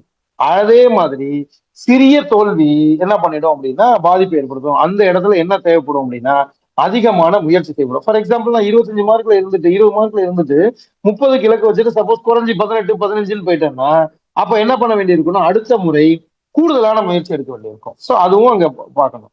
அதே மாதிரி தொடர் தோல்வி எப்படி நம்ம தொடர் வெற்றி அவாவ நிலை ஆஸ்பிரேஷன் லெவல் அதிகரிக்குமோ அதே மாதிரி அதுக்கு ஆப்போசிட் தொடர் தோல்வி அவாவ நிலையை கீழே கொண்டு வந்துடும். இப்ப நான் முதல்ல சொன்ன 20 மார்க்கு நான் அதை 30 ஆக்குறேன்னு அடுத்த பரீட்சையில நான் 20க்கு பதிலா 18 ஆயிட்டேன், அடுத்த பரீட்சையில 15 ஆயிட்டேன், அதுக்கு அடுத்த பரீட்சையில 10 ஆயிட்டேன்னு வச்சுக்கோங்களேன். எனக்கே என்ன தோணும்னா அப்ப நம்மளாம் 20க்கே தாண்டறதுக்கு லாய்க்குல போல இருக்கே அப்படின்ற எண்ணம் என் மனதில ஏற்பட்டுவிடும். சோ அப்போ இது அவாவு நிலையை கீழ் நோக்கி இழுத்துரும், அந்த லெவலை கீழே கொண்டு வந்துடும். அது இதுதான் அவாவு நிலை அப்படிங்கிறத அவர் வலியுறுத்திருக்கிறார். இந்த அபாவ நிலை அல்லது ஆஸ்பிரேஷன் அப்படிங்கிறதோட தொடர்புடைய இன்னொரு விஷயம் என்ன அப்படின்னு பாத்தீங்கன்னா அடை ஊக்கம் அப்படின்னு சொல்றோம். அந்த அடை ஊக்கம்ங்கிறது என்னன்னா அந்த மோட்டிவேஷனல் அச்சீவ்மெண்ட் என்ன அப்படின்னு பாத்தீங்கன்னா இந்த இது எல்லாமே அந்த அபாவ நிலையோட தொடர்புடையதான். இது 3 ஞாபகம் வச்சுக்கோங்க. இந்த ஊக்கம் வந்து எப்படி இருக்கு அப்படின்னா 2 வகையான ஊக்கமாக இருக்கிறது. என்ன அப்படின்னா எக்ஸ்ட்ரின்சிக் மோட்டிவேஷன் அல்லது புற ஊக்கம் எக்ஸ்ட்ரின்சிக், இன்னொன்னு இன்ட்ரின்சிக். இந்த இன்ட்ரின்சிக் மோட்டிவேஷன் அப்படிங்கிறது உள்ளுக்குள்ளே இருக்கக்கூடிய அக ஊக்கம், எக்ஸ்ட்ரின்சிக் மோட்டிவேஷன் அப்படிங்கிறது வெளியில இருந்து கிடைக்கக்கூடிய புற ஊக்கம். இது சொன்னாலே நமக்கு ஈஸியா புரிஞ்சிடும். எதெல்லாம் அப்படின்னா இந்த பாராட்டு, பரிசு, சலுகைகள், இன்சென்டிவ்ஸ் நம்ம சொல்றோம் இல்லையா, அந்த ஊக்குவிக்கும் பொருள்கள் இன்சென்டிவ்ஸ், அப்புறம் வெகுமதி, தண்டனை எது கொடுக்கறது, அதே மாதிரி ஒத்துழைப்பு, போட்டி, இதெல்லாம் வந்து புற ஊக்கத்துல வரும். எக்ஸ்ட்ரின்சிக் மோட்டிவேஷன் அப்படிங்கிற புற ஊக்கத்துல வரும். இது எல்லாமே ஒரு செய்கையை வலுப்படுத்துவதற்காக வரக்கூடிய தூண்டல்களாக இருக்கும். எது? பாராட்டு, பரிசு, சலுகை, இதெல்லாம். அதுக்கு ஆப்போசிட்டா திட்டுறது, தண்டனை கொடுக்கறது, சலுகைகளை கட் பண்றது, இதெல்லாம் என்னவா இருக்கும்னா வலுப்படுத்துறதுக்கு பதிலாக வலு இழக்க செய்யக்கூடிய தூண்டல்களாக இருக்கும். அப்போ புற ஊக்கத்துல 2 வகை இருக்கு. அதுல ஒண்ணு பாராட்டு, பரிசு, சலுகைகள் அல்லது இன்சென்டிவ் ஊக்குவிக்கும் பொருள்கள் அல்லது வெகுமதி அல்லது வெற்றி, ஒத்துழைப்பு, இதெல்லாம் வந்து ஊக்குவிக்கக்கூடிய வலுப்படுத்தக்கூடிய தூண்டல்கள், ரீஎன்போர்ஸ் பண்ணுவதெல்லாம். இதுக்கு ஆப்போசிட்டா இருக்கிறது புற ஊக்கத்துல எதுன்னு பாத்தீங்கன்னா பாராட்டுக்கு பதிலா வசை பாடுறது, பரிசுகளுக்கு பதிலா ஒண்ணு இல்லாம இருக்கிறது, சலுகைகளை எடுக்கிறது, அப்புறம் ஊக்குவிக்கும் பொருட்களுக்கு பதிலாக இருக்கிறதையும் கட் பண்றது, தண்டனை கொடுக்கறது, தோல்வி அடைகிறது, போட்டி ஏற்படுறது, இதெல்லாம் ஏற்பட்டுச்சுன்னா அந்த தூண்டல்கள் என்ன பண்ணும் அப்படின்னா அந்த புற ஊக்கத்துல இதெல்லாம் வந்து வலுவிழக்க செய்யக்கூடிய தூண்டல்களாக இருக்கும். அடுத்தது அக ஊக்கம் அப்படிங்கிற இன்ட்ரின்சிக் மோட்டிவேஷன். இன்ட்ரின்சிக் மோட்டிவேஷன்ல எதெல்லாம் இருக்கு அப்படின்னா உள்ளுக்குள்ள இருந்து ஏற்படக்கூடிய ஊக்கம். அது வந்து எதுவாக இருக்கும்னா பெரும்பாலும் நடத்தை தான் அக ஊக்கமாக இருக்கும். அவனுடைய நடத்தை அந்த இலக்கை நோக்கி அவனை அழைச்சிட்டு போகுது. ஸோ அந்த இலக்கை அதனால அடையிறான் அப்படின்னா அந்த நடத்தை தான் அவனுடைய அக ஊக்கமாக இன்ஸ்டிங்க்டிவ் மோட்டிவேஷனாக இருக்கும். இப்போ இதுக்குள்ளார பாத்தீங்கன்னா 2 விஷயம் இருக்கு. இந்த 2 எக்ஸாம்பிள் நம்ம பார்ப்போம். இப்போ விளையாட்டுல ஈடுபடுறது, அது விளையாட்டுல ஈடுபட்டு அதனால பரிசு வாங்குறது, இது வந்து எக்ஸ்ட்ரின்சிக் புற ஊக்கம். விளையாட்டுல ஈடுபடுறது ஒரு புற ஊக்கம், அதுல இருந்து பரிசு பெறுவதுங்கிறது புற ஊக்கம். அந்த விளையாட்டுல ஈடுபட்டதுனால மனநிறைவு ஏற்படுறதுங்கிறது அவன் மனசுக்கு தான் தெரியும். அவன் விருப்பப்படுற விளையாட்டை விளையாடிட்டு வந்துட்டான். அதே மாதிரி அதுல வெற்றியும் பெற்றுட்டான் அப்படின்னா அதனால மகிழ்ச்சி ஏற்படுகிறது. சோ இந்த விளையாட்டுல ஈடுபட்டதுனால கிடைச்ச மன நிறைவு, அதுல பெற்ற வெற்றி, அதனால கிடைத்த மகிழ்ச்சி, இதெல்லாம் வந்து அக ஊக்கியாக இருக்கும். இன்ஸ்டிங்டிக், அப்ப திரும்பவும் அந்த விளையாட்டுக்கு போகணும் அப்படின்னு அவனை செலுத்தக்கூடியதாக இந்த அக ஊக்கி இருக்கும். புற ஊக்கின்றது அந்த விளையாட்டுல ஈடுபட்டு பரிசு வாங்கிட்டு வந்தா அப்ப நம்ம நாளைக்கு திரும்ப விளையாட போய் இன்னும் நல்லா விளையாடி இன்னும் பரிசு வாங்கணும், ஒரு கோப்பையை எடுத்துட்டு வரணும் அப்படின்னு நினைக்கக்கூடிய புற ஊக்கியாக இந்த பரிசு அங்க இருக்கும். ரைட்டா? சோ இப்போ இந்த அக ஊக்கிகளை செயல்படுத்துவதற்காக சில சில டெக்னிக்ஸ், வகுப்பறை செயல்பாடுகள் கொடுத்திருக்கிறாங்க இல்லையா? என்னென்ன அப்படின்னு பார்த்தோம்னா, விளையாட்டு கேம்ஸ் நடத்துறது அல்லது அவனை விளையாடுறதுக்கான வாய்ப்புகளை கொடுக்கறது. அடுத்தது இந்த கண்டறிதல் அப்படின்னு சொல்லுவாங்க, கியூரிசம், அவனை வந்து கண்டுபிடிக்க செய்யறது, அந்த போட்டிகள் அந்த மாதிரி இருக்கக்கூடியது. அப்புறம் ப்ராஜெக்ட், அப்புறம் கிராஃப்ட், கைவினை பொருள்கள்லாம் செய்ய சொல்லுவோம் இல்லையா? சோ அந்த மாதிரியான கிராஃப்ட் ரிலேட்டடா செய்யக்கூடிய ஒர்க்ஸ், அந்த ஆர்ட் அண்ட் கிராஃப்ட் நம்ம சொல்லுவோம்.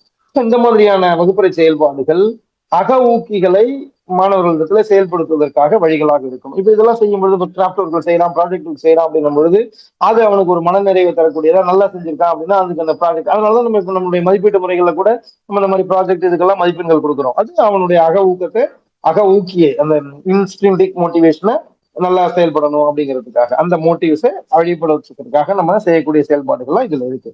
ஸோ இப்போ நான் I want to some up the today session with this. நம்மளுடைய டெட் சைக்காலஜி யூனிட்னுடைய 4ல 2 பார்ட் இருக்கு. அதுல பார்ட் 1 மோட்டிவேஷன், பார்ட் 2 லேர்னிங். இன்னைக்கு நம்ம பார்த்திருக்கிறது பார்ட் 1 மோட்டிவேஷன் அப்படிங்கிறது. இந்த மோட்டிவேஷன்ல meaning and definition of motivation பார்த்திருக்கிறோம். அப்புறம் மாஸ்லோவோட தியரி ஆஃப் மோட்டிவேஷன், அதுதான் வந்து hierarchical needs theory of Maslow, அது பார்த்திருக்கிறோம். அப்புறம் அதனுடைய எஜுகேஷனல் இம்ப்ளிகேஷன்ஸ் என்னன்னு பார்த்திருக்கிறோம். அப்புறம் ஆஸ்பிரேஷன் என்ன, லெவல் ஆஃப் ஆஸ்பிரேஷன் அப்படிங்கிறது எப்படி இருக்கும், எதெல்லாம் அதை பாதிக்கக்கூடிய காரணிகள் அப்படிங்கிறத நம்ம பார்த்திருக்கோம். ஸோ இப்போ இது வந்து part 1 of unit 4. In the next class we will start discussing on the part 2 of unit 4, that is learning. அதுல நம்ம என்ன பார்க்க போறோம்ன்றத உங்களுக்கு சொல்லிடுறேன். லேர்னிங் தியரிஸ், கற்றலுக்கான கோட்பாடுகள், அண்ட் இட்ஸ் எஜுகேஷனல் இம்ப்ளிகேஷன்ஸ், அந்த கற்றல் கோட்பாடுகளின் கல்வியல் தாக்கங்கள். அடுத்து அதுல என்னெல்லாம் பார்க்க போறோம் அப்படின்னா மொத்தம் 6 பேரோட தியரி பார்க்க போறோம். ஒன்னு காக்னிட்டிவ் தியரி ஆஃப் ஜான் பிஜே, பிஹேவியரிஸ்ட் தியரி ஆஃப் பாவ்லோ. சரி, பிஹேவியரிஸ்ட் தியரியிலே 2 பார்க்க போறோம். அதுல என்ன இருக்கு அப்படின்னா பாவ்லோவோட கிளாசிக்கல் கண்டிஷனிங் தியரி, ஸ்கின்னரோட ஆப்பரண்ட் கண்டிஷனிங் தியரி, அப்புறம் தாண்டைக்கினுடைய கனெக்ஷனிசம்ன்ற தியரி, அப்புறம் கன்ஸ்ட்ரக்டிவிஸ்ட் தியரி, அது ஜான் டூயியோடது பார்க்க போறோம். அப்புறம் கார்ல் ரோஜர்ஸோட ஹியூமானிஸ்டிக் தியரி அப்படின்னு பார்க்க போறோம். 6 தியரி பார்க்க போறோம். இது டீட்டெயிலா அவங்க ஒவ்வொருத்தரும் என்னென்ன சொன்னாங்க, என்ன சோதனைகள் செஞ்சாங்க அப்படிங்கிறதெல்லாம் பார்க்க போறோம். ஏன் இந்த அவுட்லைன் முன்னாடி கொடுக்குறேன்னா, if you have time you just go through with, if you have any book related to this, just go through with this. அப்போ நம்ம அடுத்த கிளாஸ் போகும்பொழுது it will be easy for you to go with the class. அதுக்காக so with that I end my class. Thank you very much for everyone for your patience and the desire you showed in this class, and the organizers and authorities of Desi Asiriyar Sangam Tamil Nadu for this wonderful opportunity. Thank you so much.